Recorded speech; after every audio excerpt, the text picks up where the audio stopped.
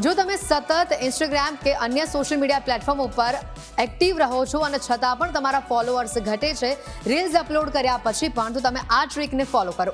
મોટાભાગના social media users Instagram અને Facebook reels share કરે છે. રીલ્સની મદદથી તેમના ફોલોઅર્સ પણ સરળતાથી વધી જાય છે. પરંતુ જો તમે કેટલીક ભૂલો કરો છો તો તમારા ફોલોઅર્સ વધવાની જગ્યા પર ઘટી જશે. રીલ્સ બનાવતી વખતે ધ્યાનમાં રાખો કે તે ઉચ્ચ ગુણવત્તાની હોવી જોઈએ. આ ઉપરાંત રીલમાં રહેલા ઓડિયો પર ખાસ ધ્યાન આપવું જરૂરી છે. રીલનો અવાજ સ્પષ્ટ રીતે સંભળાવવો જોઈએ. જો તમે આમ નહીં કરો તો તમારા ફોલોઅર્સ વધશે નહીં. રીલ્સ હંમેશા 30 થી 45 સેકન્ડની વચ્ચે બનાવવી એ વધુ હિતકારક છે. આ સાથે રીલ્સ અપલોડ કરતી વખતે હેશટેગનો ઉપયોગ કરો. આનાથી તમારા ફોલોઅર્સ વધશે. પરંતુ એક વાત ધ્યાનમાં રાખો, કન્ટેન્ટ રિગાર્ડિંગ જ હેશટેગનો તમે ઉપયોગ કરો.